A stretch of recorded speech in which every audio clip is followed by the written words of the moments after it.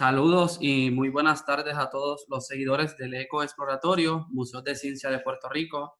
Muchas gracias por formar parte de nuestra nueva plataforma educativa Ciencia Virtual, a través de la cual ofreceremos una serie de herramientas educativas STEM por medio de webinars interactivos.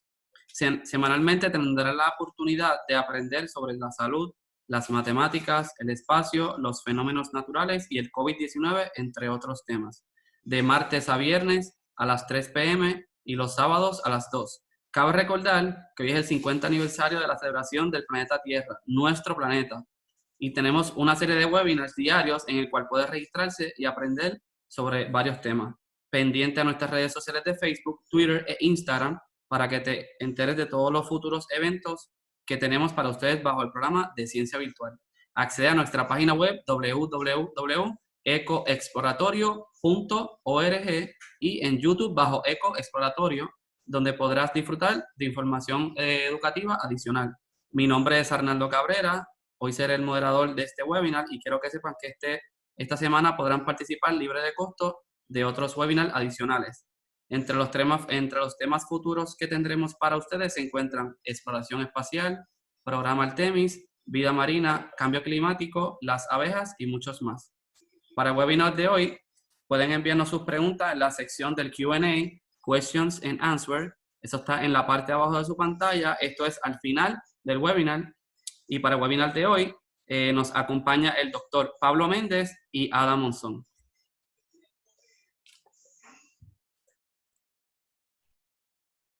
Buenas tardes. Ok, muy buenas tardes. Qué placer tenerles a todos aquí en esta tarde con nosotros, celebrando el Día del Planeta Tierra, hoy que es un día muy especial, el 50 aniversario de esta celebración que comenzó con un movimiento ambiental con el fin de buscar proteger a nuestro planeta y sobre todo de tomar decisiones que sean cónsonas con la conservación de nuestros recursos naturales. Así que me place hoy acompañar al doctor Pablo Méndez Lázaro, quien es profesor en el recinto de Ciencias Médicas en la Escuela de Salud Pública y de la Universidad de Puerto Rico. Saludos, doctor Méndez, qué bueno que esté aquí con nosotros compartiendo en esta plataforma digital Ciencia Virtual del Ecoexploratorio Museo de Ciencias de Puerto Rico. Saludos, Ada, saludos a todo el equipo del Ecoexploratorio. Buenas tardes. Bueno, doctor Méndez, en el día de hoy hemos tenido una serie de actividades y básicamente durante toda la semana, donde muchos de nuestros niños y jóvenes y maestros de Puerto Rico se han estado conectando. Así que tengamos en perspectiva que tenemos una audiencia joven, tenemos una audiencia de nuestras comunidades y son los que van a forjar ese Puerto Rico del futuro. Nosotros recibimos este planeta y nosotros le pasamos este planeta a ellos con una gran responsabilidad, porque ahora sabemos que tenemos, perdónenme rápidamente, y sobre todo porque entendemos que hay una gran responsabilidad para nuestros niños considerando el reto del cambio climático. ¿Qué le parece?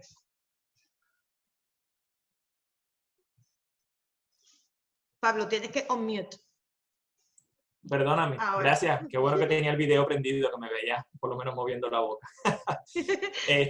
Sin duda, estamos en el 50 aniversario del Día Internacional del Planeta Tierra y eso es un gran logro. He visto muchas actividades desde la mañana de hoy en diferentes canales, en la radio, incluso de colegas como Carl Soderbergh esta mañana también, haciendo énfasis en la importancia de lo que es celebrar el Día del Planeta Tierra. Yo creo que parte de lo que están mencionando es clave. Además de celebrarlo, ¿cuál será la herencia que nosotros les vamos a dejar a esas futuras generaciones que hoy quizás pues se están conectando a estos talleres, a estos webinars, a estas actividades para aprender un poco más sobre la importancia de conservar el medio ambiente? Yo creo que algo que se pudo discutir en la mañana de hoy en el webinar que tuvimos con el foro de jóvenes de diferentes escuelas de Puerto Rico, mostrando sus proyectos, mostrando sus iniciativas, pero mostrando un amor y un interés. Es una generación importante, la generación de los jóvenes de hoy, porque estos niños han pasado por unos años muy difíciles.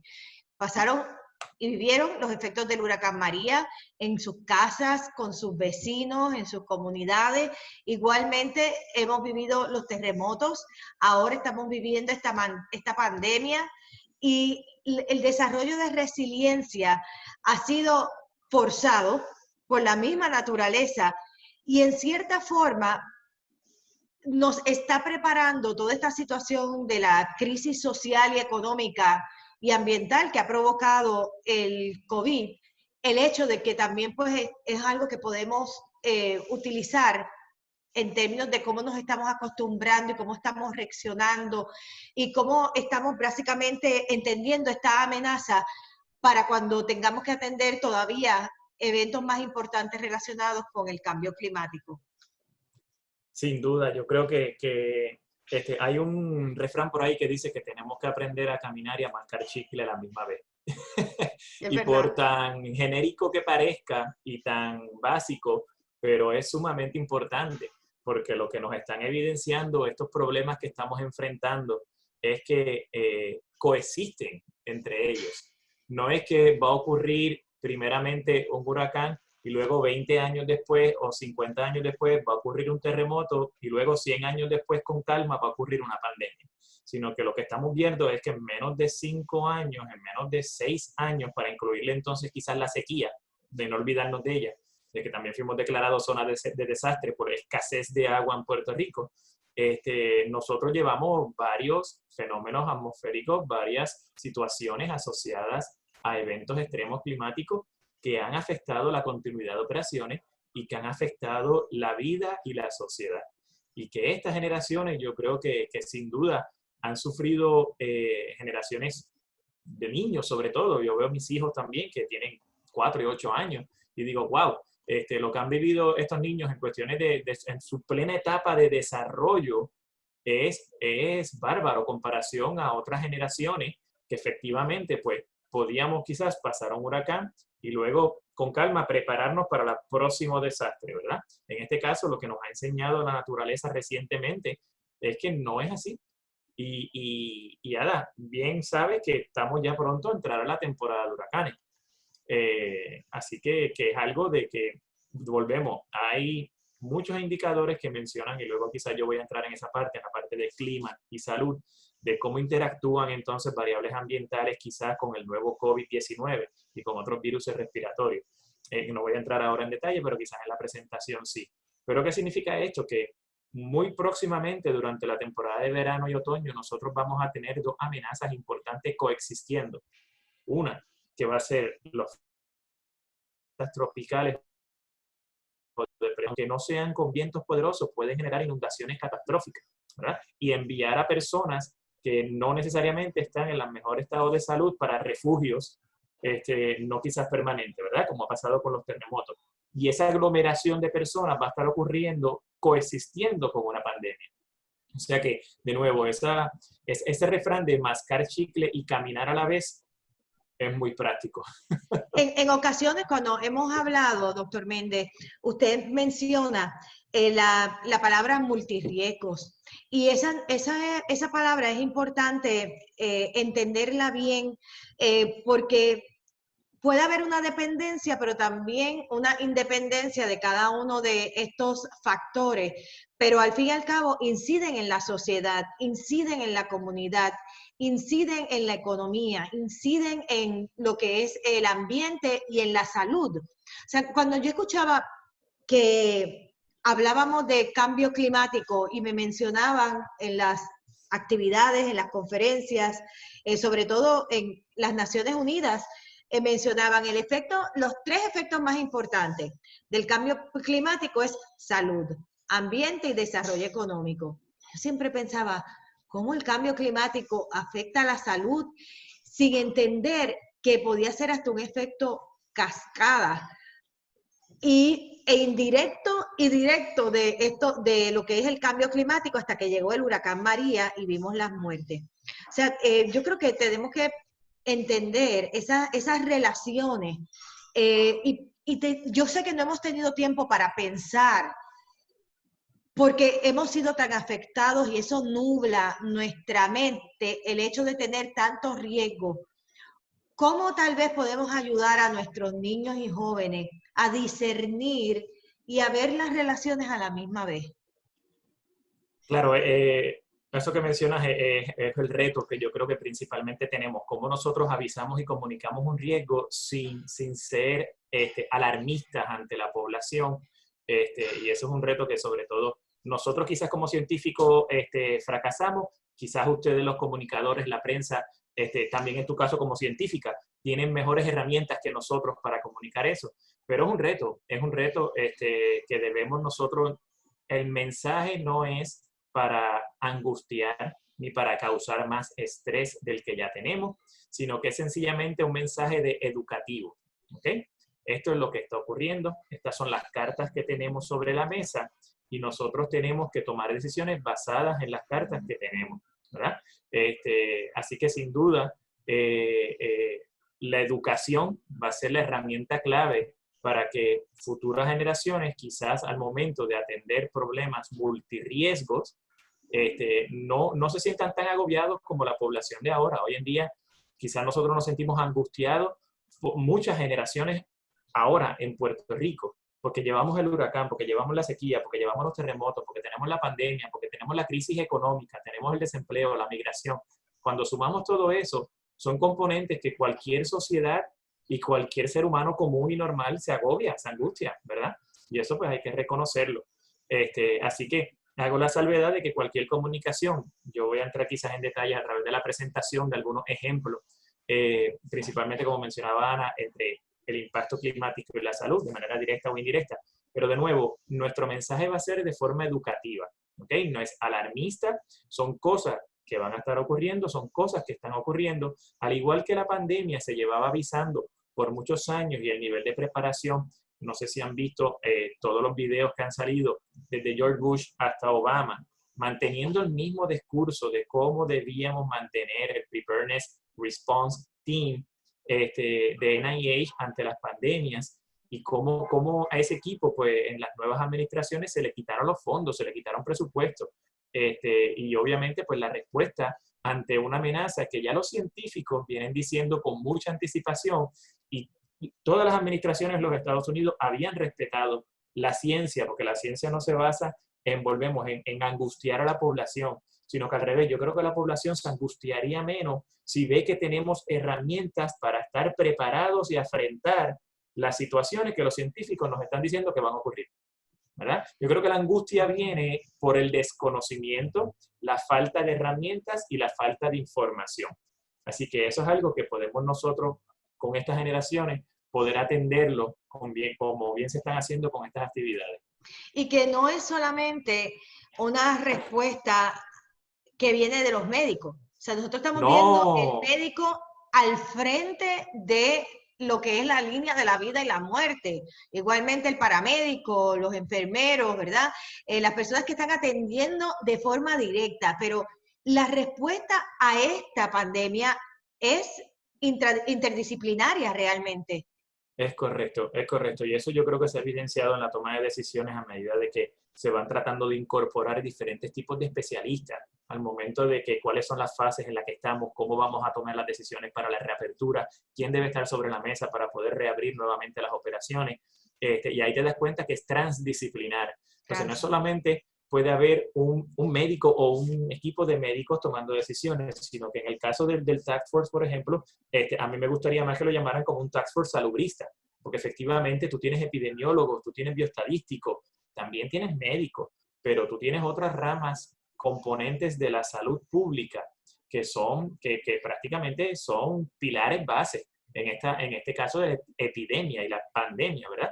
Y ahora pues le sumas a los economistas y ahora le sumas entonces a las fuerzas sociales, las comunidades y vas viendo cómo vas construyendo un equipo de trabajo más diverso, compuesto por diferentes sectores para que en ese caso quizás la comunicación sea más efectiva.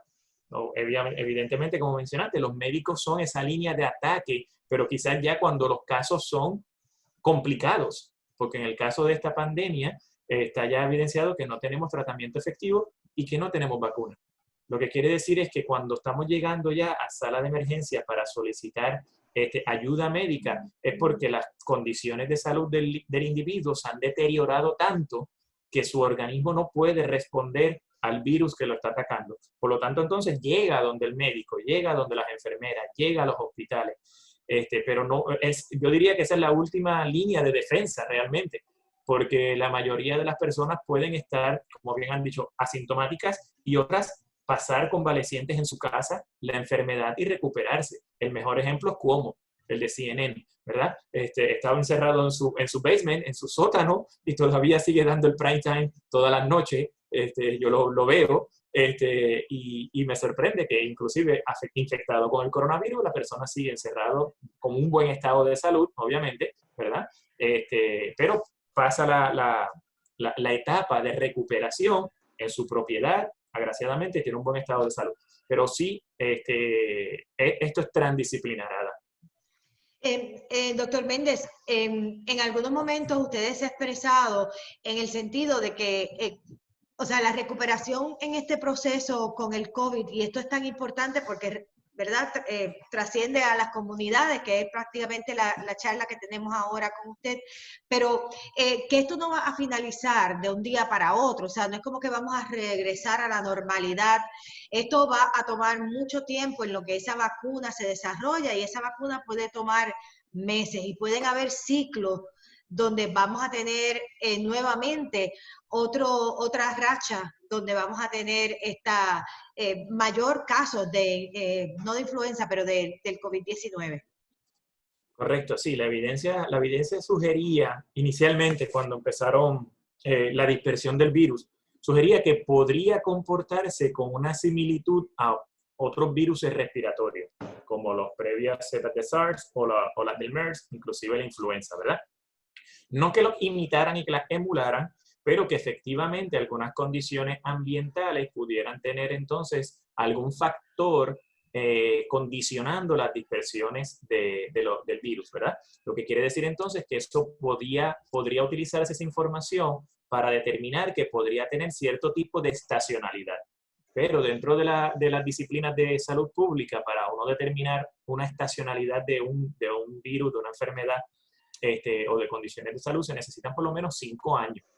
O sea que nosotros no tenemos ese tipo de información. O sea que se basa mucho entonces en asunciones, en assumptions, ¿verdad? Assumptions basados en enfermedades respiratorias previas, virus respiratorios previos, que son quizás organismos similares, como puede ser los SARS y los otros coronavirus, la influenza y el MERS.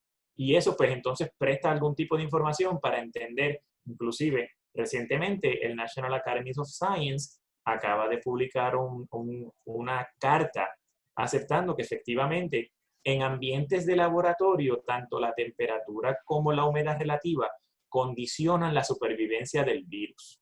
¿Okay? Pero hagamos la salvedad claramente de que no son los únicos factores que pueden jugar y ser de importancia al momento de una pandemia. ¿Qué ocurre? Que los otros tipos de virus respiratorios, por el momento, pues tenemos vacunas o tenemos algún tipo de tratamiento, como puede ser el Tamiflu, ¿verdad? ¿Qué quiere decir eso? Que entonces, cuando entremos en las temporadas de verano y las temporadas calientes, que son cuando se espera que el virus encuentre condiciones menos propicias para su dispersión, también entonces está entrando en juego las personas que ya están vacunadas y los tratamientos. Por lo tanto, se ve un descenso bastante drástico en ese tipo de enfermedades durante el verano.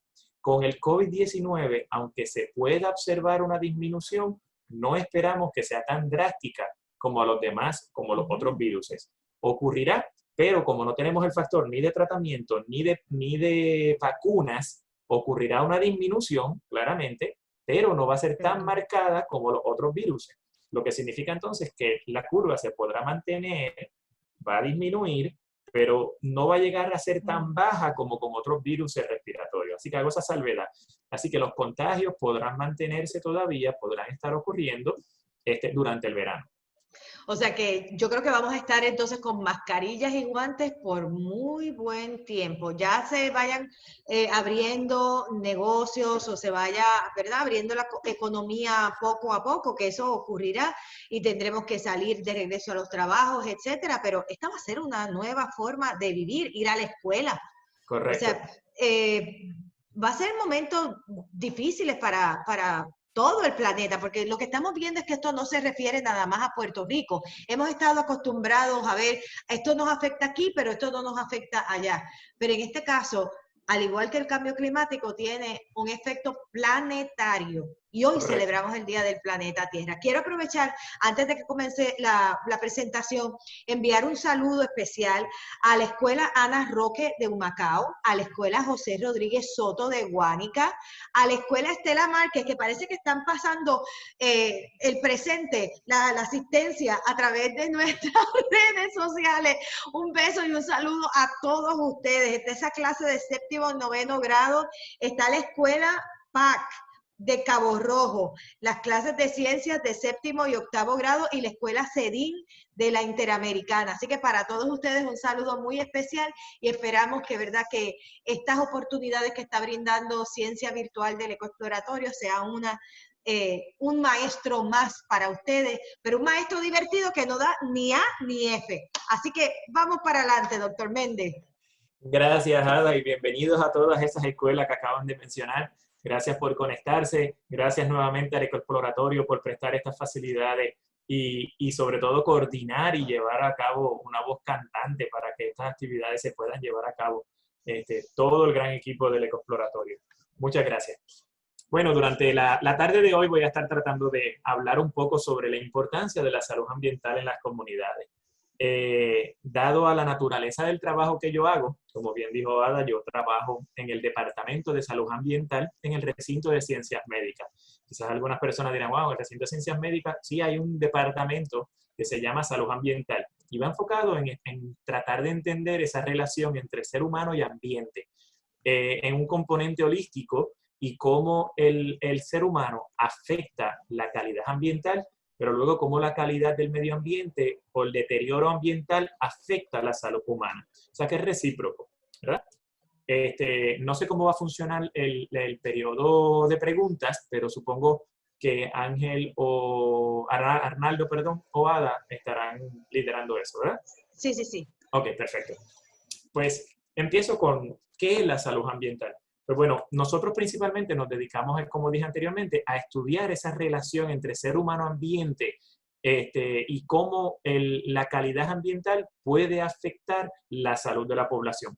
El ejemplo más claro que uno puede decir es cómo a través de estudios epidemiológicos, estudios clínicos también y estudios ambientales, se ha podido evidenciar que un deterioro en la calidad del aire afectaba la salud de la población.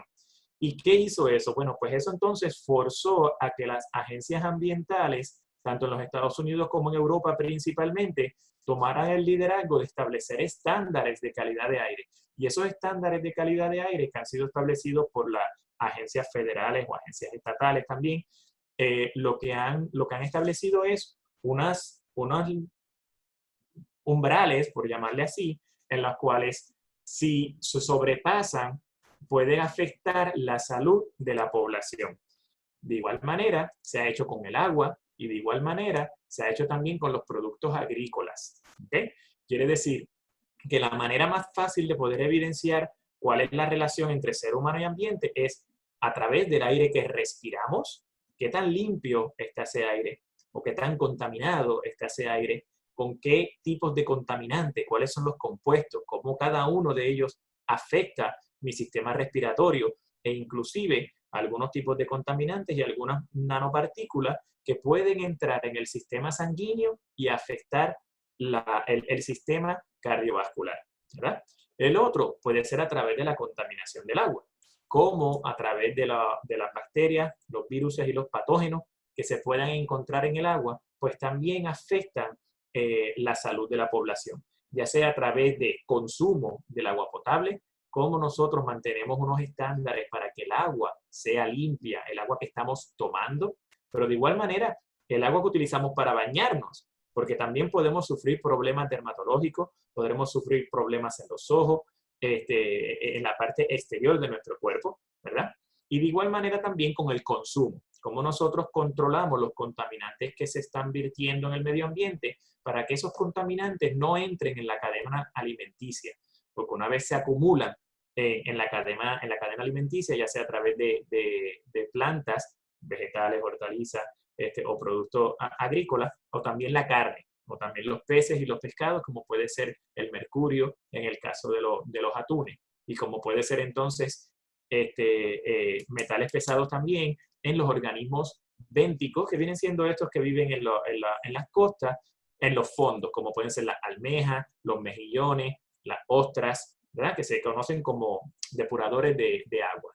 ¿Okay? O sea que esa es la manera más fácil quizás de poder visualizar la relación entre ser humano y ambiente. O sea, esta disciplina nace también aproximadamente en los años 60, poco antes de que naciera las agencias ambientales, y era porque se consideraba que los estresores ambientales pues, podían tener impacto en la salud a corto, mediano y a largo plazo. ¿Okay? O sea que por eso a veces es más difícil poder atribuirle las causas de alguna exposición ambiental a alguna condición de salud o algún deterioro en la salud. Le hace mortalidad, visitas a salas de emergencia o hospitalizaciones. ¿Okay? Así que cuando hablamos del estrés ambiental, nos referimos a cómo las personas responden a las características físicas. ¿Qué quiere decir por física? Puede ser deslizamientos de tierra, puede ser erosión costera o inundaciones costeras, puede ser inundaciones urbanas o inundaciones ribereñas, el desbordamiento de los ríos o las inundaciones urbanas, que tu casa se te inunde con mucha frecuencia, eso puede causar ansiedad, puede causar estrés y puede causar problemas de salud mental. Puede ser contaminación química a través de estar expuesto a pesticidas, por ejemplo, o por cercanía a plantas termoeléctricas, ya sea de carbón, de petróleo o principalmente, ¿verdad? Y o biológicas, como pueden ser microorganismos, patógenos, viruses que puedan afectar la salud, ¿verdad? Estos factores son estresantes y pueden incluir exposición a los desastres, como bien mencionó al principio, a través de los huracanes, por ejemplo, contaminación, el cambio climático o contaminación acústica, ¿verdad? Y yo voy a estar presentando entonces algunos ejemplos de lo que han pasado. Por mi deformación y por lo que yo me dedico, yo principalmente trabajo con el impacto del cambio climático en la salud pública en Puerto Rico y en los sistemas socioecológicos de la isla. Para eso, pues les traigo de que si pudieron participar del webinar anterior, ustedes habrán escuchado una buena parte de lo que es el cambio climático, que son cambios en las variaciones del clima en periodos comparables de tiempo. Y que, por ejemplo, se proyecta a que las temperaturas están aumentando significativamente en todo el planeta Tierra, principalmente en el hemisferio norte. El nivel del mar está subiendo, afectando gran parte de las comunidades costeras en muchos países. Con la lluvia, pues es un poco más difícil. Algunas partes del planeta se están secando y otras partes del planeta está aumentando la cantidad de la lluvia. Les traigo esta imagen porque es uno de los informes más completos que ustedes pueden encontrar recientemente de cuáles son las tendencias, las proyecciones y cómo se está comportando el clima en los Estados Unidos, incluyendo por primera vez entonces a la parte de Puerto Rico y las Islas Vírgenes. Les pongo el enlace en el cual cualquier momento ustedes pueden entrar y podrán encontrar mucha información para Puerto Rico sobre la lluvia, las temperaturas, el ascenso del nivel del mar, los eventos extremos. Y también tiene un capítulo completo de cómo se relaciona el cambio climático y la salud pública. Y ese fue uno de los componentes que yo traigo. ¿Cómo interactúa el cambio climático con la salud pública? Es una pregunta que no tiene una respuesta directa únicamente. Yo creo que Ada lo dijo muy bien al principio. La relación puede ser tanto directa como indirecta. Y uno de los ejemplos que voy a traer va a ser las enfermedades vectoriales. Hay muchos estudios que ya evidencian de cómo las condiciones ambientales, la lluvia y las temperaturas condicionan el ciclo de vida de los mosquitos que son capaces de transmitir el virus del dengue, chikungunya y Zika. ¿Qué quiere decir eso? Que entonces las variables ambientales no es que te afectan a ti si tú te vas a estar contagiando con el virus directamente o no, pero esas variables ambientales son las que condicionan el ciclo de vida, los breeding sites o los hábitats de los mosquitos en conjunto con la transformación del paisaje que nosotros hemos hecho. Es decir, mientras más debris, mientras más basura, mientras más escombro, mientras más espacio donde se pueda acumular el agua, pues son lugares donde son propensos para que las larvas se puedan producir y puedan entonces haber más mosquitos, ¿verdad? Pero las variables ambientales como la lluvia son las que traen el agua, para que pueda haber agua disponible para que estos mosquitos puedan poner los huevos, ¿verdad? Y de ahí salen las larvas. Entonces, necesitamos que en Puerto Rico está evidenciado que la temporada alta del brote de dengue viene estando asociado a las temporadas de lluvia. Le hace la primera temporada de lluvia ahora en mayo y luego la próxima temporada de lluvia que viene siendo septiembre, octubre y noviembre. Otro factor importante viene siendo la temperatura. Mientras más altas las temperaturas, más energía consumen los mosquitos. ¿Qué quiere decir eso? Que entonces, mientras más energía consumen los mosquitos, demandan más comida. Por lo tanto, entonces, comen y pican más. Por lo tanto, podría aumentar, digamos así de esa manera, la probabilidad de contagio, porque tendríamos un mismo individuo picando mayor número de veces durante el día. Por lo tanto, la probabilidad de contagio de una persona o de varias en un núcleo familiar o en una residencia aumenta, ¿verdad? Así que esos dos factores claramente condicionan el ciclo de vida de los mosquitos y están asociados al clima, así que de una manera indirecta. Por otro lado, tenemos el factor directo, como pueden ser los episodios de calor. Los episodios de calor están asociados a, por decirlo así, viene siendo la amenaza número 1 en términos de clima y salud pública. Los episodios de calor, tanto en Europa como en los Estados Unidos y Puerto Rico, son los eventos que mayor mortalidad han causado cuando hablamos de los eventos extremos, dejando de lado quizás las muertes indirectas que ocurrieron en el aftermath del huracán María, ¿verdad? Principalmente las personas que fallecen cuando ocurren los episodios de calor vienen siendo personas envejecientes, personas encamadas, de bajos niveles de ingresos, que quizás no tienen el capital económico para instalar equipos como los aires acondicionados, que no tienen equipos para instalar ventilación, personas que padecen de enfermedades cardiovasculares, personas que padecen de diabetes, personas que padecen de enfermedades crónicas, hipertensión, alta presión y obesidad mórbida. A esa lista le podemos incluir también niños menores de 5 años y mujeres embarazadas. O sea que cuando vemos a ver, es un amplio gama de personas vulnerables que pueden estar expuestas a lo que es la amenaza del calor. Perdónenme, la página que estaba presentando aquí también es la página del Puerto Rico Climate Change Council, que es una de las páginas web en las cuales aquellas personas interesadas pueden encontrar información local sobre lo que está ocurriendo del cambio climático en Puerto Rico. Así que los invito a que puedan entrar y participar en esa página. Encontrarán un montón de informes que les pueden ayudar a entender eso. En términos de cambio climático, quisiera resaltar que en Puerto Rico ocurren casi los 4 eventos que nosotros podemos encontrar a la derecha de la gráfica que se llama Extreme Weather Events, ¿verdad? Cuando nosotros estamos viendo,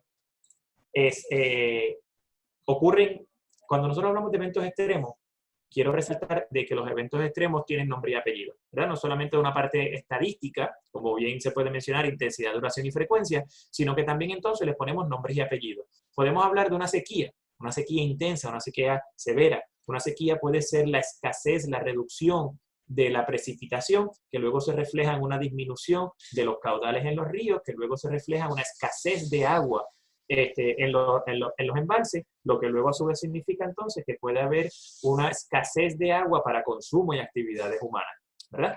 Y una sequía usualmente se categoriza como un evento intenso de larga duración, ¿verdad? Luego tenemos eventos de precipitación extrema, que son aquellos que son capaces de generar inundaciones, como inundaciones urbanas. Luego tenemos inundaciones costeras.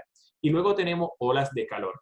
Todos los eventos que vemos a la mano derecha de ese diagrama son los más frecuentes y en los cuales tenemos mayor evidencia de cómo está ocurriendo el cambio climático y en Puerto Rico se están manifestando. ¿verdad? Todos ellos cumplen, o sea que cumplimos con todos ellos. Ahora, lo importante de esto es cómo ellos afectan la salud de la población. Pues como mencioné anteriormente, hay maneras directas o indirectas. Lo que tenemos que entender es que las maneras indirectas viene siendo, el climate driver viene siendo si las temperaturas aumentan, si las precipitaciones extremas aumentan, si las olas de calor aumentan y si las inundaciones costeras también. Pero luego a mano izquierda de ese diagrama, lo que podemos ver es que esas amenazas ambientales interaccionan con un entorno, con un paisaje, ¿verdad? Y ese paisaje pues va a ser cuáles son los usos de suelo que hay, cuál es el tipo de ecosistema que tenemos y qué tipo de infraestructura tenemos nosotros para poder responder ante la amenaza que va a estar llegando, ¿verdad? Y luego, a la misma vez entonces, interacciona con las condiciones sociales. ¿Quién es el perfil? ¿Cuáles son los perfiles de esas personas que están recibiendo esos eventos extremos? Si estamos hablando de que tenemos una ola de calor sobre 115 grados Fahrenheit, sobre una población joven, saludable, atleta, con alto nivel económico, que tienen aire central en su residencia, pues mira, muy probable no tenemos ni que tener un heat advisory ni un warning. Pero si estamos hablando de que esos 115 grados se van a pronosticar en áreas urbanas, donde sabemos que las áreas urbanas almacenan mayor calor, por lo tanto desarrollan las islas de calor. Si además eso va a ocurrir en donde la población principalmente es envejeciente, si son pobres que no tienen para comprar aire acondicionado ni abanicos, si las casas son de concreto y de cemento y no tienen buena ventilación, pues entonces nosotros deberíamos tener un buen sistema de alerta para alentar a esa población de cuál es la amenaza que va a estar ocurriendo. O sea que, de nuevo, la amenaza sigue siendo la misma, la manera en cómo va a estar afectando a la población va a ser completamente diferente, ¿verdad? Y ahí hay pues otros tipos de ejemplos. De igual manera con la sequía. Las personas, cuando nosotros pasamos la sequía del 2015-2016, se generó el Comité Científico de la Sequía, que era liderado por el Departamento de Recursos Naturales, y nos reuníamos casi todos los martes en el Servicio Nacional de Meteorología de San Juan. Éramos un equipo de científicos que nos sentábamos a analizar los datos, pero nosotros observamos una tendencia y que ocurrió luego también con María, y era que las personas de alto poder adquisitivo o de mediano a alto poder adquisitivo tenían la capacidad de comprar cisternas cada vez más grandes cuando venía la sequía, ¿verdad? Y cada vez que habían avisos y anuncios de que iban a haber racionamientos, pues entonces las personas en vez de tener una cisterna de 1.000 galones, compraban una de 1.500. ¿Qué hacía eso? Que entonces el consumo en ciertas regiones de Puerto Rico no disminuía. Sin embargo, teníamos poblaciones más pobres y personas envejecientes, quizás con algún disability, con alguna condición de salud, porque lo vimos mucho también en las noticias, que no tenían el poder adquisitivo para comprar esas cisternas, ni mucho menos instalarlas, porque conllevan una instalación costosa, conllevan unas bombas, conllevan unos equipos, una infraestructura, ¿verdad? O sea, que no tenían para pagar eso. ¿Y qué pasaba? Que estaban cargando sus cubos de agua y se veía amenazado su higiene, se veía amenazado su condición de salud y se veía amenazado su continuidad de operaciones en su residencia. Versus que, de nuevo, personas de mediano a alto poder adquisitivo podían fácilmente pasar los 2-3 días del racionamiento sin que tuviesen agua porque tenían una cisterna que les mantenía la subsistencia durante esos 3 días. Pero ¿qué ocurría? Cuando se abría entonces el grifo en el lago para poder suplir a la población, entonces esa residencia consumía el agua que tenía que consumir para ese día, más llenar la cisterna. O sea que la demanda del recurso aumentaba. Y eso se pudo observar en la sequía del 2015-2016, poco antes del huracán María. Luego el huracán María, pues todos nos acordamos, ¿verdad? No creo que voy a entrar mucho en detalle. Es una experiencia bastante que nos ha marcado a todos de manera particular. Yo voy a contar la experiencia que nosotros hicimos con un grupo de brigadas salubristas y luego también entonces cómo esa experiencia de brigadas salubristas se ha ido transformando para trabajar a largo plazo con ciertas comunidades. Y a la misma vez también no me quito el sombrero de profesor y hemos utilizado esta experiencia para desarrollar proyectos de investigación que nos ayuden a mejorar la toma de decisiones en un futuro, ¿verdad? Una vez el huracán María pasa por Puerto Rico, pues obviamente causó devastación en muchas de las comunidades. y basado en el conocimiento que nosotros teníamos quizás previamente y las comunicaciones directas que teníamos con comunidades, nosotros desarrollamos un grupo de brigadas salubristas. Ese grupo lo que se encargaba era de que en coordinación con los líderes comunitarios se hacía una evaluación previa de cuáles eran las necesidades que tenían esas comunidades tras el paso del huracán María y nosotros proveíamos esos recursos. No solamente estamos hablando de recursos suministro, sino que estamos hablando que proveíamos médicos, enfermeros, trabajadores sociales, psicólogos, psiquiatras. Debido a que estamos en el recinto de ciencias médicas, tuvimos la oportunidad de crear alianzas con un sinnúmero de otras organizaciones de salud. Proveíamos medicamentos porque andábamos con médicos, no con recetas, sino que también entonces con la medicación para poderla proveer, porque muchas de estas personas no tenían acceso a salir a una farmacia, ¿verdad? Así que esa parte nosotros pues tuvimos la oportunidad de visitar un sinnúmero de lugares en Puerto Rico y hoy en día pues hemos adoptado entonces el trabajar a largo plazo con algunas de estas comunidades que hemos participado con ellas. Se han desarrollado otras iniciativas, por ejemplo, como con Fundación Comunitaria de Puerto Rico, se desarrolló el Puerto Rico Community Resilience Initiative. Y uno pensaría, previo a comenzar en este tipo de iniciativas, cuáles son esas necesidades que tienen las comunidades después o durante el huracán María, ¿verdad? Y fue interesante, aquí pongo algunos de los resultados, trabajamos con comunidades urbanas, trabajamos con comunidades rurales. Y es interesante cómo la diversidad de las necesidades, aunque pueden ser comunidades desventajadas, pero las necesidades y las prioridades no son las mismas. Fue sumamente interesante y todavía trabajamos con ellos, como COSAO, en el barrio Mameyes, en Utuado, una organización de base comunitaria. Ellos identificaron que uno de sus intereses para su área y su zona era que ellos tenían muchos agricultores, pero después del huracán María carecían de semillas para poder mantener la producción. Por lo tanto, se desarrolló todo un plan para que puedan tener en esas comunidades un banco de semillas. Entonces, estás convirtiendo a la comunidad a ser más resiliente en el sentido de que para un próximo evento atmosférico que pueda afectar la producción y la economía de estos agricultores, si ya ellos tienen un banco de semillas, perfecto, perdieron los productos de hoy, pero ya tengo para sembrar mañana. ¿Ves? En este caso, muchos agricultores se quedaron durante meses sin poder trabajar y no porque las fincas no estaban listas, sino porque carecían de las semillas para poder continuar sembrando, ¿verdad? Así que esta iniciativa ha ayudado en poder desarrollar ese tipo de programas. Hubo otros que se habían dedicado a desarrollar comedores sociales y entonces pues esos comedores sociales pues carecían de un sistema eléctrico para poder cocinar y a su comunidad por lo menos una comida caliente al día y suplían aproximadamente 200 almuerzos a las comunidades. Así que se hacen las indagaciones y por interés de la comunidad, lo que ellos desearon era tener, mira, unos paneles solares que nos permitan a nosotros poder cocinar al momento de que la población carezca de comida bajo un evento atmosférico.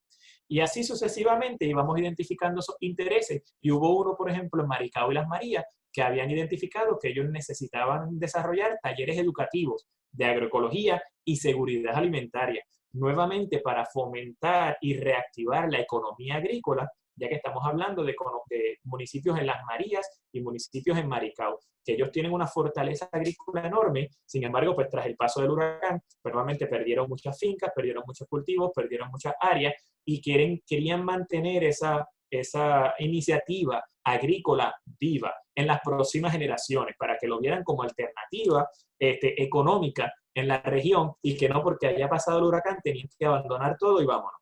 ¿Okay? Próximamente, una vez nosotros trabajamos la parte de las brigadas, que era quizá la fase de respuesta inmediata ante las comunidades, también trabajamos la parte de trabajar a largo plazo con cuáles son esas necesidades más transformadoras en las comunidades, pues luego nosotros nos metimos en la investigación. Y una vez en la investigación, pues nosotros tuvimos la oportunidad de tener un proyecto financiado por el National Cancer Institute, el que lidera la doctora Ana Patricia y yo soy coinvestigador con ella en este proyecto, entre muchos otros, el equipo es muy grande, ¿verdad?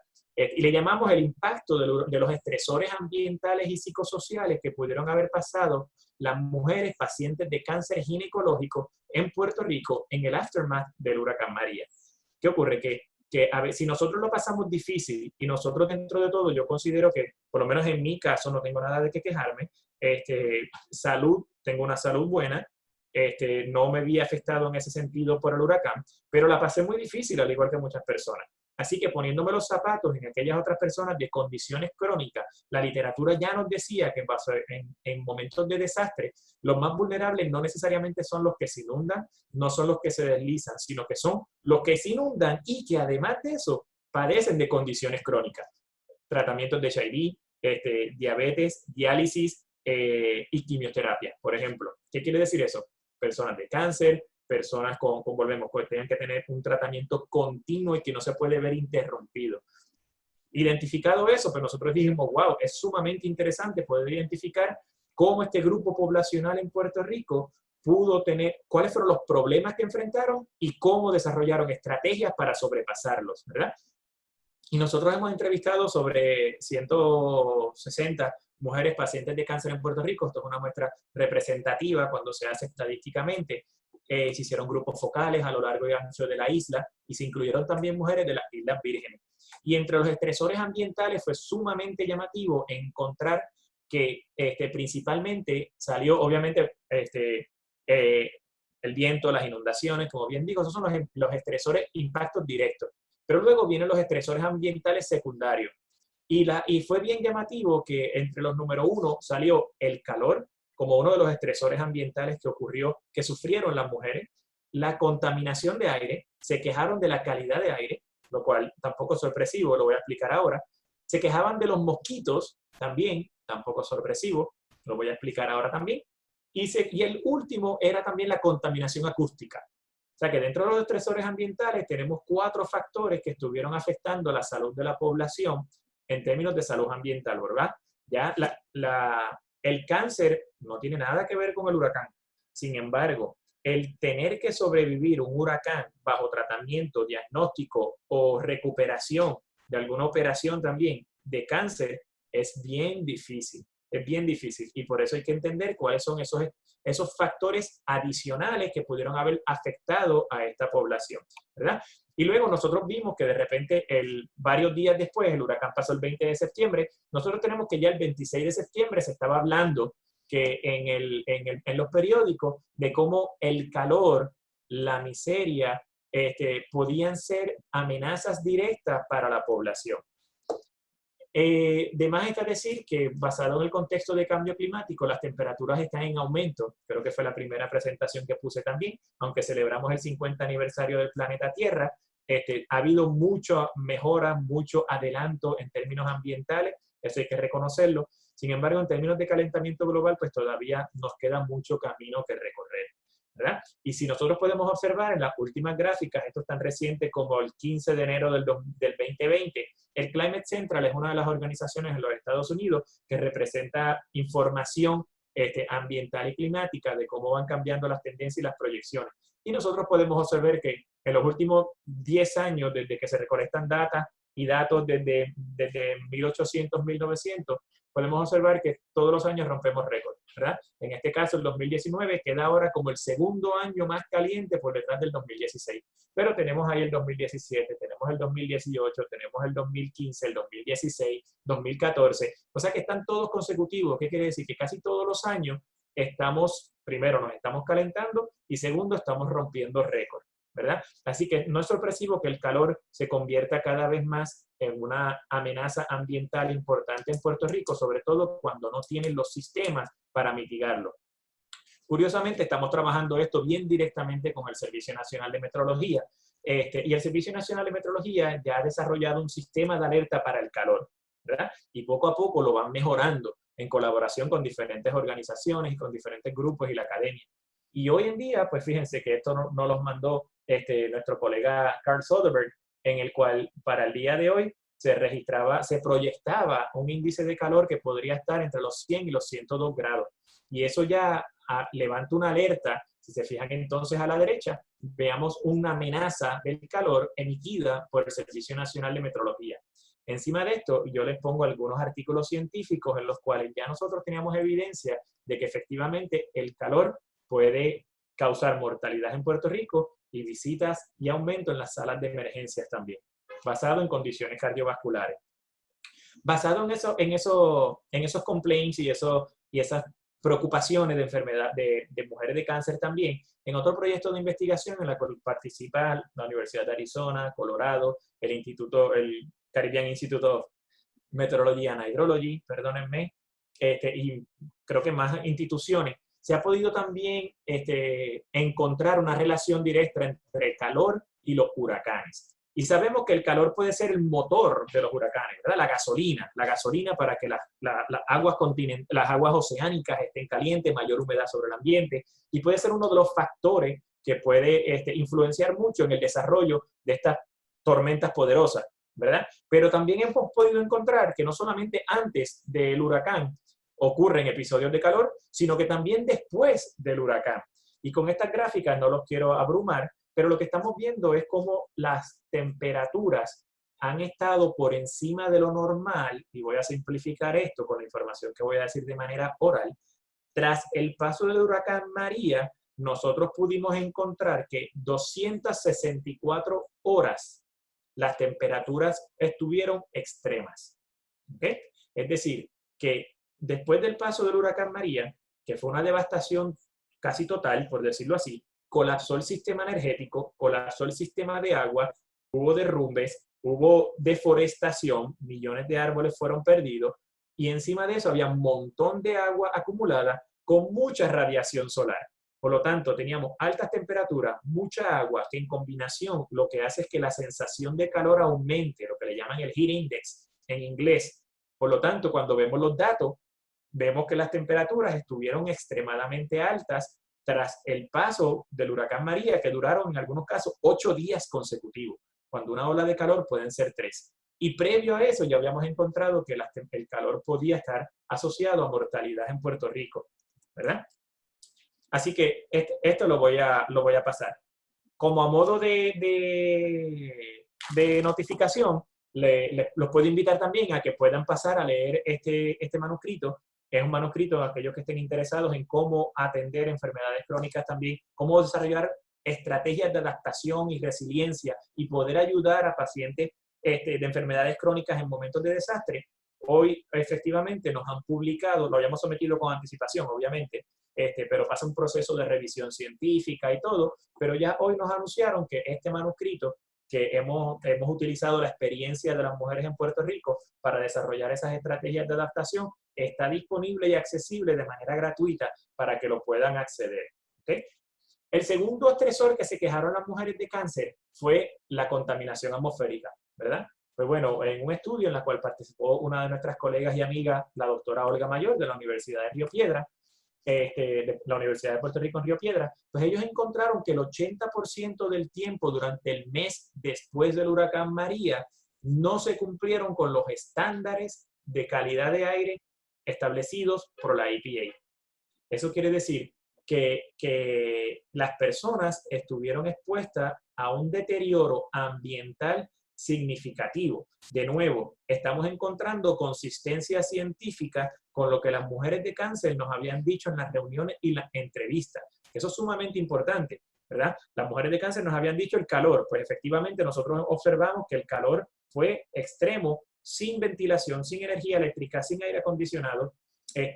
Segundo, la calidad del aire. También encontramos estudios, este no es nuestro, pero este es de nuestra colega Olga Mayor, en las cuales establecieron que sí, efectivamente, el 80% del tiempo no cumplimos con los estándares de calidad de aire. Y esto ocurre igual que en la sequía. En la sequía, la primera respuesta de la población quizás no fue el disminuir el consumo, al menos la primera. Ya después, un poco más de conciencia, fue calando la educación, los mensajes, la comunicación en la prensa. Pero la primera respuesta fue comprar cisternas. Cuando el huracán María, la respuesta inmediata de nosotros no fue hacer fila para comprar paneles solares en la ferretería. Fue una fila para comprar gasolina y comprar plantas eléctricas, ¿verdad? Y obviamente eso tiene unas repercusiones sobre el medio ambiente y esa repercusión luego se refleja en un deterioro que afecta a la salud de la población, ¿verdad? Cuando nosotros vemos los datos de cuáles fueron las mortalidades más altas tras el paso del huracán María, vemos que la primera oleada puede ser de diabetes y una segunda oleada de problemas respiratorios. Y eso es significativo, porque quiere decir que estamos literalmente, el huracán certificado murieron entre 64 y 100 personas a causa del evento. Quiere decir que todas las estrategias y toda la inversión del gobierno y los científicos y los comunicadores en minimizar el impacto de estos eventos ha funcionado. Antes podían morir 2.000 a 3.000 personas por el impacto directo de un huracán. Hoy, ¿qué quiere decir esto? Que hemos mejorado mucho, pero no hemos atendido qué es lo que está ocurriendo después del paso del huracán, ¿verdad? Una vez colapsa el sistema, ahora tenemos evidencia suficiente para saber que hemos hecho bien atendiendo y explicando que se van a inundar, que busquen refugio, que se preparen para los vientos, que pongan tormenteras, mejorando los building codes, pero hasta ahí llegamos. Luego necesitamos trabajar entonces con el aftermath de estos eventos, ¿verdad? Que son entonces los efectos secundarios que pueden durar meses y años y siguen afectando a la población, ¿verdad? Algo más reciente y que puede ser bien llamativo, y con esto ya voy terminando, puede ser de cómo se relaciona entonces el COVID-19 con el medio ambiente y con la salud. Bueno, el COVID-19 viene siendo un virus respiratorio que afecta principalmente el sistema respiratorio de los humanos, ¿verdad? Se ha visto una alta mortalidad principalmente en países templados y países fríos. No se ha visto, no se ha ocurrido una alta tasa de mortalidad en países tropicales. Quizás todavía el virus está empezando a llegar a estos países, ¿verdad? O sea que estamos en una fase muy inicial todavía para decir nada. Pero sí lo que podemos mencionar es lo que efectivamente hablábamos Ada y yo al principio. Sí hay evidencia que por lo menos, y ya el National Academy of Science publicó su carta el 8 de abril del 2020, y nosotros efectivamente hicimos un estudio con la Universidad de Yale y con Washington en colaboración, el cual fue publicado el 10 de abril, 2 días después. Y prácticamente son consistentes los dos estudios. Y permiso, ¿qué está pasando un camión al lado mío? En la calle, y no sé si lo oyen. Si no lo oyen, sigo. ¿No? Ok, perfecto. Entonces, en nuestro estudio, que entre Yale, Washington y UPR, lo que nosotros habíamos sugerido, basados en asunciones y cómo se comportaban los virus respiratorios previos, es que podríamos esperar una estacionalidad con este virus también, aunque todavía es muy temprano. Pero, ¿qué quería decir eso? Que las temperaturas, las precipitaciones, las condiciones ambientales podían entonces afectar al virus de tal manera que para nosotros sea un factor protectivo, ¿verdad? Eso es interesante saberlo.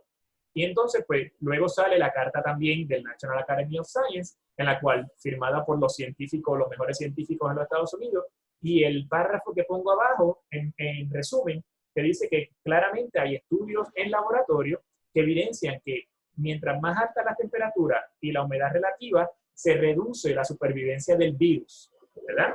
Pero de nuevo, al igual que hablábamos, esto es multifactorial y transdisciplinar. El virus no vive en el entorno natural de manera sola y aislado, vive en un host. Nosotros, como organismos vivos, pues también estamos a veces en ambientes indoors. Esos ambientes indoors tenemos temperaturas extremadamente frías, poco ventilados y con humedad relativa controlada. ¿Qué quiere decir? Que aunque quizás las condiciones outdoors pueden estar propicias para que no se dé tanto la transmisión del virus, nosotros también en nuestros entornos urbanos hemos construido un microclima que quizás todavía es propenso para que se dé la propagación de este tipo de virus. Segundo, la manera en cómo nosotros interactuamos con las demás personas, ¿verdad? Hay quizás nosotros en la manera en cómo nos transportamos. En Puerto Rico se utiliza muy poco el transporte público y es una realidad, apenas, digo, proporcionalmente, ¿verdad? Y a otras ciudades.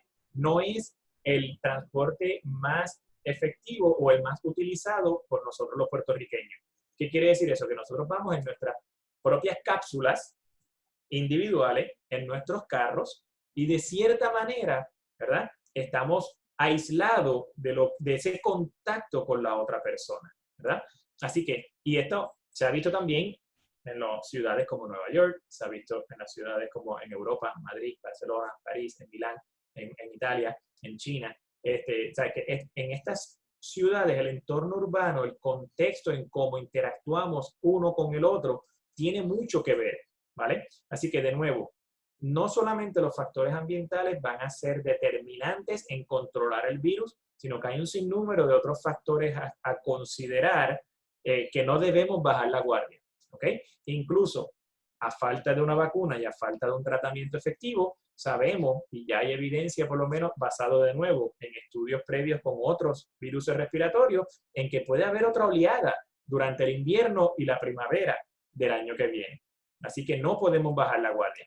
Pero ya hoy, nosotros publicamos eso en el 8 de abril y el 10 de abril, y ya hoy, yo busqué esto, el 21 de abril, el jefe del CDC menciona que el virus tiene potencial de ser estacional y de traer otro outbreak durante el invierno del año que viene. O sea que, de nuevo, por lo menos ya se está viendo una luz de cómo se puede comportar este virus en el futuro cercano.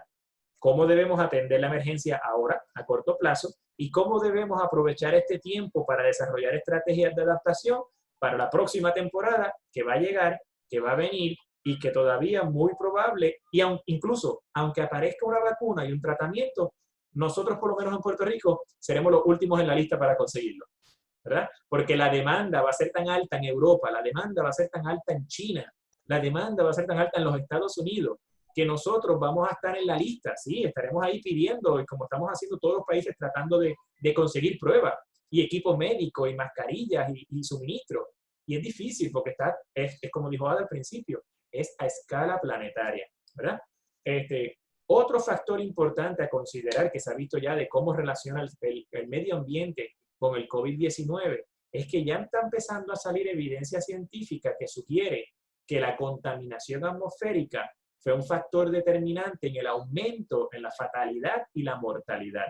Es decir, países, ciudades y estados en donde los estándares de calidad de aire o el deterioro ambiental era tan significativo que ya las personas estaban más expuestas a estos contaminantes, por lo tanto veían su sistema respiratorio ya previamente afectado por esta contaminación atmosférica.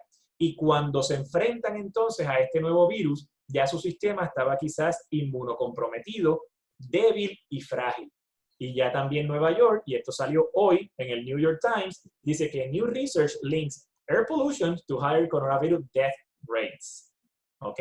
Así que dentro de todo esto es un buen mensaje. No, corrijo, no significa, no quiero que piensen ni para nada, ¿verdad? Que la contaminación y la mortalidad es un buen mensaje. No, lo contrario. Debemos utilizar ese mensaje para aprender de cómo, si nosotros minimizamos y mejoramos la calidad del aire, minimizamos la contaminación atmosférica, puede ser una buena estrategia de adaptación al momento de tener que enfrentar viruses tan mortales y tan fatales como el COVID-19. Porque ya lo que estamos es como un boxeador, ¿verdad? Es lo que están sugiriendo estos estudios.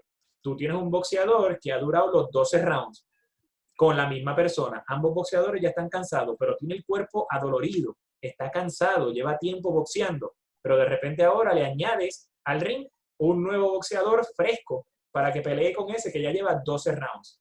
Ese que lleva los 12 rounds son las personas que han estado expuestas en ciudades contaminadas en los Estados Unidos, en China y en Europa.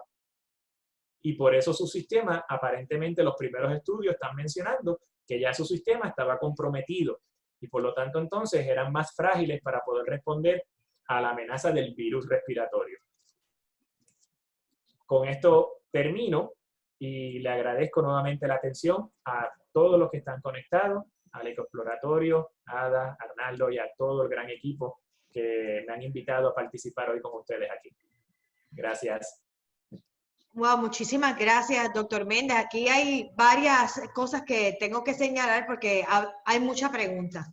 Así que primero que todo, tómate un descanso, Pablo, tómate un descanso. Lo que voy a enviar un saludo especial a todas estas escuelas que están conectadas con nosotros, desde Escuela Indira Fría de Maricao, la Academia Adventista Primaria gente de Orocovi, de Utuado, del Head Start de Barranquita, nos están viendo desde Carolina del Norte, el Head Start de Yabucoa, de la Escuela Rafael María de Labra, la Escuela Emeterio Colón en Ponce, la Escuela El Conquistador, la Escuela de ballet, Julián Blanco, Reinaldo Figueroa, que es maestro y científico ambiental, la escuela Ana M.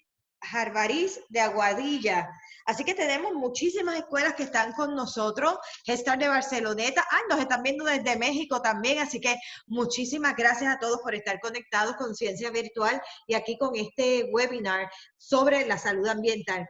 Has hecho unos puntos muy interesantes, Pablo. Y para beneficio, ¿verdad?, de todos los jóvenes que nos están viendo, pudiéramos decir que cuando hablamos de la salud ambiental estamos hablando de la calidad de aire, de las temperaturas, del calor, de la distribución de precipitación, sequías o excesos, eventos extremos del tiempo como serían huracanes catastróficos, y todo esto tiene una relación con la salud.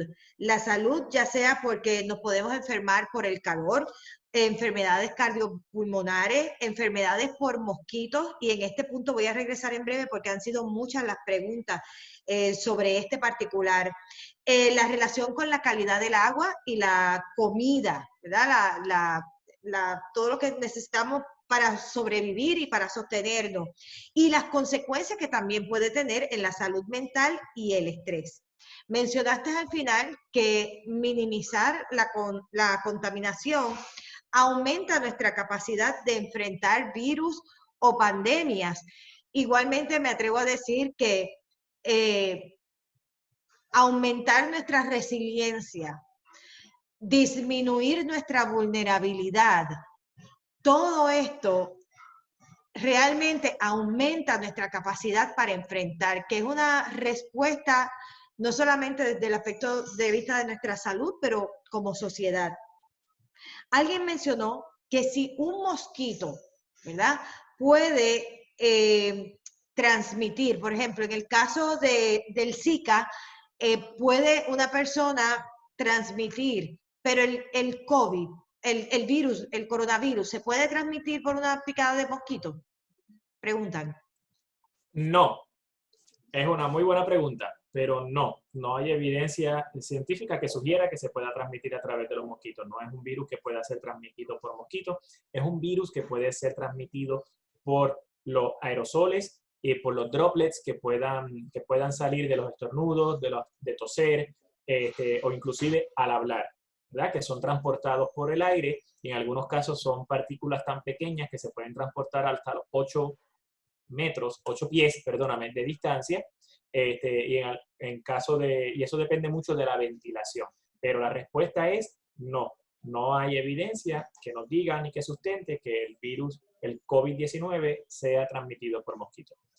Me preguntan también si hay alguna partida en el gobierno que se le asigne para la salud ambiental en Puerto Rico, y si este es el caso, de quién es la responsabilidad de administrar ese presupuesto y cómo esto, pues a su vez, se ha puesto en vigor para esta pandemia. Claro, buena pregunta y excelente pregunta también. Sí, existe dentro del Departamento de Salud, existe la Secretaría de Salud Ambiental. Y efectivamente, pues tiene un presupuesto porque es una oficina grande. Y bajo de esa oficina, de esa secretaría, existe la Oficina de Preparación y Respuesta del Departamento de Salud, ¿verdad? Que es la oficina que se dedica a desarrollar los planes de emergencia para atender epidemias, pandemias y condiciones de salud de la población, inclusive también desarrollo de planes de desastre para minimizar el impacto. Dentro también del Senado de Puerto Rico existe la Comisión de Salud Ambiental y Recursos Naturales. O sea que efectivamente es tan importante el tema que lo tenemos como una comisión permanente dentro del Senado y la Cámara de Puerto Rico, y también la tenemos entonces dentro del Departamento de Salud. Bien, entonces me preguntan, ¿cómo los líderes comunitarios pueden ayudar a lograr que el ambiente de sus comunidades sea uno más seguro, y sobre todo antes de enfrentar la temporada de huracanes? ¿Qué herramientas y estrategias deben ir haciendo para poder asegurar la salud de su comunidad? Bueno, yo creo que inicialmente la comunicación entre los vecinos, poder identificar cuáles son esos perfiles y esas necesidades que tiene su comunidad, yo creo que eso es algo que nos enseñó María de poder interactuar más, de quizás vivir puerta a puerta con el vecino, pero no conocíamos tanto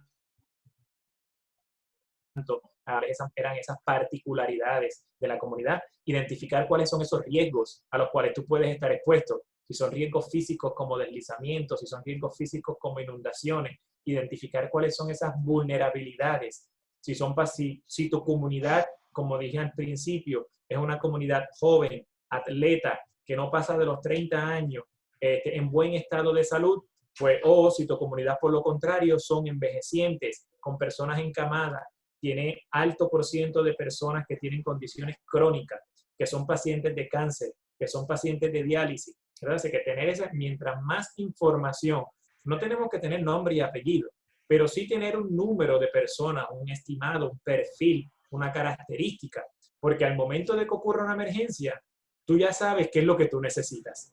Y cuando lleguen los first responders a proveer ayuda, si es que llegan en algún momento, primero, tú como comunidad te puedes preparar. Y segundo, cuando lleguen los first responders, ya sean organizaciones que vinieron de afuera o el gobierno, pues tú puedes hacer un pedido especial y decir, mira, yo necesito tantos respiradores, yo necesito tantos para diálisis, yo necesito tantas insulinas, yo necesito tantas camas o lo que sea, ¿verdad? Y cuando vienes a ver, pues vas cumpliendo las necesidades de tu comunidad.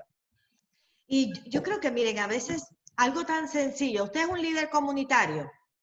Alguien me escribió en algún momento durante nuestra conversación que gracias a María descubrió que podía ser una líder comunitaria. Pues si usted es la líder de su comunidad o es parte de una junta de directores de unos condóminos o de un barrio o de una urbanización, miren señores, algo tan sencillo como un mapa. En un mapa usted ubica sus activos. ¿Quiénes son sus activos? Pues todo lo que usted tiene que sabe que puede utilizar para trabajar una emergencia. Desde las personas que tienen equipo, donde se pueden acomodar suministros, una casa que tenga paneles solares o un centro donde se sabe que se pueden guardar medicinas para poder compartir entre las personas. A una persona que tenga un buen garaje, que a lo mejor no está usando, pero que ahí se pueden poner suministros una vez empiecen a la repartición o distribución de suministros, donde ustedes van a ir acomodando poco a poco. Y usted va marcando en ese mapa dónde están todos esos activos. Igualmente, dónde están sus vulnerabilidades, en el sentido, quiénes son esas personas, esos adultos mayores, esa persona que tiene una necesidad especial, esa persona que está sola, esa persona que requiere de energía para que pueda funcionar o necesita oxígeno, necesita insulina. O sea, nosotros tenemos, y esto de hecho usted puede trabajarlo directamente con manejo de emergencia en su comunidad, con el fin de que puedan desarrollar estos planes y utilizando un mapa, algo que pueda ser visible para todos. Digo, ahora mismo no se puede, pero ustedes a través de estas mismas plataformas de Zoom o de WhatsApp o de cualquiera que sea Google Hangouts, entre otros, pueden ir haciendo coordinaciones y ya revisando, si en caso que ya lo tuviera, lo que son los planes de emergencia y lo que va a atender la salud, los riesgos ambientales. Si ustedes viven en una comunidad que está frente al mar, que saben que a lo mejor tienen que desalojar, bueno, ¿hacia dónde va a desalojar? Todo el mundo que ahora mismo vive en esa área, porque muchas personas se han ido, hay estructuras abandonadas, tenemos problemas de mosquitos en esas casas, o sea, hay muchas cosas, de muchas preguntas que hay que hacernos, pero requiere tiempo, requiere el que haya la voluntad de la organización comunitaria y saber que tienen personas como el doctor Méndez y estas brigadas salubristas que pueden darle la orientación y sobre todo encaminarlo cuando uno no sabe ni por dónde empezar. Hay gente preparada y capacitada para esto, así que usted no está solo. Y yo los quiero invitar, y sobre todo a los jóvenes que son líderes en sus escuelas y comunidades, que sean parte de esa solución. Ustedes son muy hábiles con la tecnología, ustedes son muy hábiles porque traen una parte fresca a lo que es el manejo de todas estas situaciones. Así que yo los invito a que por favor pues sean parte de esas soluciones como parte de las estrategias. También quería mencionar que dice en el sur, en el área sur, el panorama ha sido muy triste para las comunidades después de los terremotos. ¿Cuáles son nuestras alternativas? Comparto ese sentimiento, ese comentario. Nosotros tuvimos la oportunidad de visitar varias comunidades a través de las iniciativas de brigadas salubristas y efectivamente también pues, te encontrabas con unos escenarios quizás de Macondo, literalmente, era triste. Que no te lo podías imaginar nada más que en un libro escrito y utilizar tu imaginación. Y al momento de verlo, pues dices, wow. Recuerdo en pueblos que visitamos ver personas, volvemos aquí a los determinantes sociales de la salud, una mujer, paciente de cáncer, 89 años, viviendo al borde, en la cama, se la habían puesto al borde de la calle, literalmente, en una calle rural, en la cual estaba llena de polvo la calle, pasaban muchos camiones y muchos carros, sobre todo porque estaban las personas y los equipos proveyendo suministros y equipos, ¿verdad? Pero entonces teníamos una mujer de 89 años con cáncer expuesta a todo este polvo fugitivo y justo detrás de la casa también tenían un campo agrícola que fumigaban con aviones. Entonces teníamos, cuando tú ves ese panorama, tú dices, wow, no son condiciones para que las personas estén viviendo. Y pues las personas entregaban suministros, pero la señora seguía durmiendo ahí en la calle, ¿verdad? En otro caso, pues también vimos una mujer de obesidad mórbida. La casa se les derrumbó parcialmente, hubo un derrumbe parcial, pero no se las habían certificado, por lo tanto no tenía la confianza de volver a la casa. La señora, como era de obesidad mórbida, la pusieron un matre por el piso, pero al momento de la emergencia y el corre-corre no se dieron cuenta que el matre que estaban poniendo, lo estaban poniendo encima de un hormiguero. No me digas. Entonces la señora llevaba ya una semana, 2 semanas, durmiendo encima de un hormiguero. El marido caminaba con un andador, no podía cargarla, no podían moverla.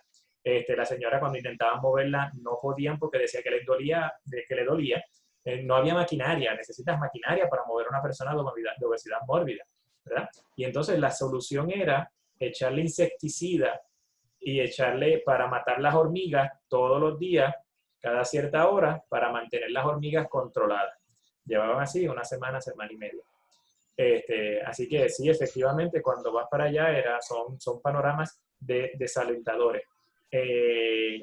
Nosotros estamos tratando de seguir colaborando. Obviamente la situación nos ha impedido que haya una colaboración directa con las comunidades que nosotros empezamos a colaborar.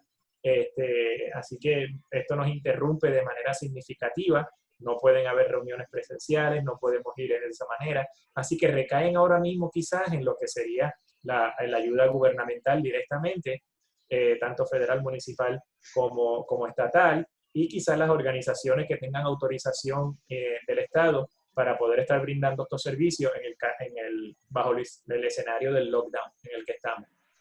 Pablo, y eso me acuerda un tema bien importante, o sea, todavía nosotros estamos bajo una situación de temblores en el área suroeste, con sus periodos más activos o inactivos, pero están presentes en Guánica, en la zona de Guayanilla, y por otro lado, pues, o sea, nos estamos acercando a esa temporada de huracanes y todavía entonces también tenemos este asunto del COVID sin una vacuna.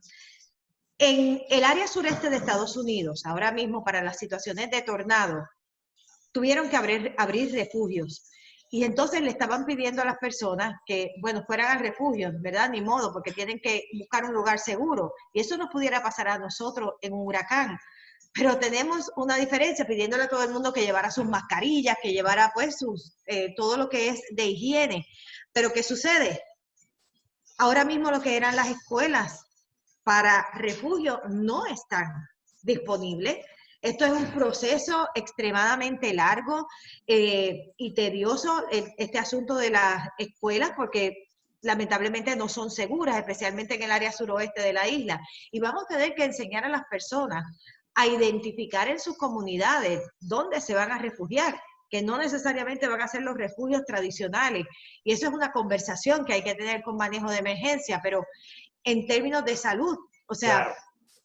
A mí me preocupa mucho porque es Claro. otro aspecto que tampoco hemos vivido y cuál va a ser el mensaje que vamos a darle a la gente. Obviamente los refugios siempre tienen que tener una certificación también de control de epidemias y salud, ¿verdad? Pero sin duda esto es algo que sí se tiene que traer a la mesa, por eso yo traía el refrán al principio de que tenemos que aprender a caminar y a mascar chicle, de que no porque tengamos el COVID podemos paralizar todo y no porque tengamos el COVID significa que los huracanes van a decir, ¿sabes qué? Como esta gente tiene el COVID, no voy a pasar por allí. ¿Verdad? Eso Exacto. no va a ocurrir. Así que sin duda tenemos que estar preparados por si eventualmente tenemos un evento catastrófico que nos vuelva a forzar a tener refugios en los cuales tengamos que aglutinar a la gente bajo un contexto de pandemia. ¿Verdad? Que ahora mismo estamos pidiendo que todo el mundo se quede lockdown a ciertas distancias y todo. Esa discusión se tiene que estar llevando a cabo. Estoy completamente de acuerdo. Y es algo que yo también he mencionado en otro foro, porque no volvemos, tenemos que aprender a caminar y a mascar el chicle a la vez. Esto es multirriesgo. No, los riesgos no van a esperar porque acabe uno, no es para agobiarnos, es para prepararnos y educarnos. ¿Ok?